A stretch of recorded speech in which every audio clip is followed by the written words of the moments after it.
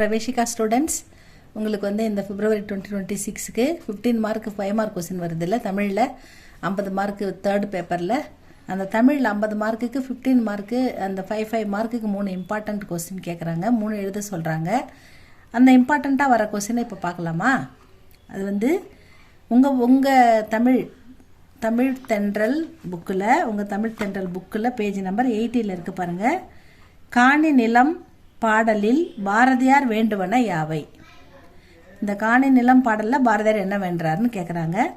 காணி அளவு நிலம் வேண்டும், அங்கு ஒரு மாளிகை கட்டித்தர வேண்டும், அழகான தூண்களையும் தூய நிறமுடைய மாடங்களையும் அது கொண்டிருக்க வேண்டும், நல்ல நீரையுடைய கிணறும் அங்கே இருக்க வேண்டும், இளநீரும் கீற்றும் தரும் தென்னை மரங்கள் வேண்டும்,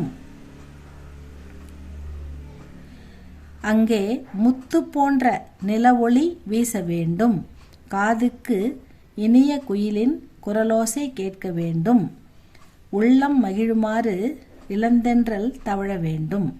இவ்வளவுதான் ஸ்டூடெண்ட்ஸ் பாரதியார் கேட்கறது. பாரதியார் பராசக்தியிடம் காணி நிலம் வேண்டும் பராசக்தின்னு ஒரு பாடல் எழுதியிருப்பாரு. அதில் பராசக்தி கிட்ட தனக்கு என்னென்ன ஆசை, தனக்கு எப்படிலாம் இருக்கணும், என்ன வேணும், வீடு வேணும், நிலம் வேணும், அப்புறம் கிணறு வேணும், தென்னை மரம் காற்று வேண்டும், நிலவு ஒளி வீசணும், அப்படிலாம் கேட்டிருப்பாரு. அந்த பாடலை பற்றி தான் கேட்டிருக்காங்க. அதுதான் ஸ்டூடெண்ட்ஸ் இது ரொம்ப சிம்பிளானது. நீங்கள் ஓனாவே அழகாக எழுதலாம். இது நல்லா படித்து பாருங்கள்.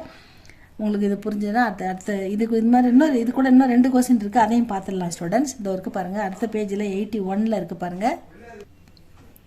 குற்றால குறவஞ்சி பற்றி குறிப்பு வரைக கொடுத்துருக்காங்க பாருங்கள். பேஜ் நம்பர் 81 இருக்குது பாருங்கள். சிற்றிலக்கிய வகைகளில் ஒன்றான குறவஞ்சி என்னும் இந்நூல் குறிஞ்சி நில மக்களின் குறிஞ்சி நில மக்களின் வாழ்வியலை சிறப்பாக எடுத்துரைக்கிறது. தமிழ்நாட்டின் தென்கோடியில் உள்ள தென்காசிக்கு அருகில் உள்ள குற்றாலம் என்னும் ஊரினை சிறப்பித்து பல பாக்களை ஆசிரியர் இந்நூலில் பதிவிட்டுள்ளார். தென்காசிக்கு அருகில் உள்ள குற்றாலம் என்னும் ஊரினை சிறப்பித்து பல பாக்களைனா பல பாட்டுக்களை பல செய்யுளை அவர் பாடியிருக்காரு. ஆசிரியர் இந்நூலில் பதிவிட்டுள்ளார். இந்நூலின் வாயிலாக குற்றால மலையின் சிறப்பினையும் குற்றாலநாதர் வரலாற்றினையும் அறிந்து கொள்ள முடிகின்றது. பெண்களின் வாழ்வியல் முறையினையும் குறிஞ்சி நில மக்களின் பல்வேறு வகையான கருப்பொருள்களையும் பதிவிட்டு இருப்பது சிறப்பிற்குரியது அப்படின்னு சொல்லியிருக்காங்க. குறிஞ்சி நில மக்களின் வாழ்க்கை தரம், அவங்க வாழ்க்கை அவங்க எப்படி வாழ்ந்தாங்க, அவங்க வாழ்வியல் எப்படி, வாழ்க்கை முறை எப்படி இருந்ததுன்றதெல்லாம் இந்த குற்றால குறவஞ்சியில் சிறப்பாக வந்திருக்கிறதா சொல்லியிருக்காங்க. இதுக்கு அடுத்த கொஸ்டின் இருக்குது ஸ்டூடெண்ட்ஸ், அதையும் பார்த்துடலாமா? இம்பார்ட்டன்ட். தேவாரம் பற்றி குறிப்பு வரைகிறது இருக்குது பாருங்கள். அதே பேஜில் லாஸ்ட்டில் வருது பாருங்கள். தேவாரம் பற்றி குறிப்பு வரைக. தேவாரம் என்பது சைவ சமய கடவுளான சிவபெருமானை பற்றி பாடப்பெற்ற பன்னிரு திருமுறைதான் தேவாரம்.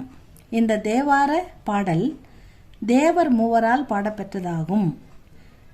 திருஞான சம்பந்தர் முதல் 3 திருமுறைகளை பாடியுள்ளார். 4, 5, 6 திருமுறைகளை திருநாவுக்கரசர் பாடியுள்ளார்.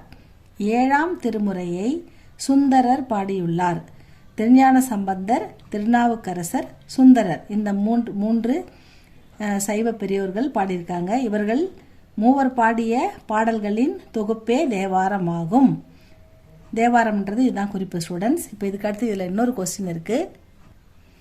அது இதோ இருக்குது பாருங்கள். பேஜ் நம்பர் 79ல் ஆசாரக்கோவையில் கூறப்படும் 8 நல்லொழுக்கங்கள் யாவை? இவ்வளோ தான் ஸ்டூடெண்ட்ஸ். இதில் பிறர் செய்த நன்மைகளை மறவாதிருத்தல். பிறர் நமக்கு செய்த நன்மையை நாம் ஒருபோதும் மறக்கக்கூடாதுன்னு சொல்கிறாங்க.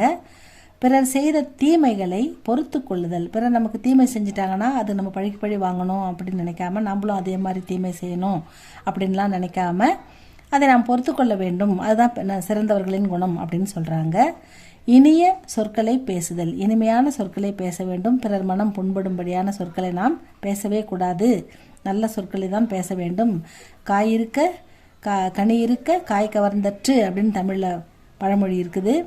அது மாதிரி நம்ம இனிய சொற்களை எப்பவுமே பேசணும்னு சொல்கிறாங்க.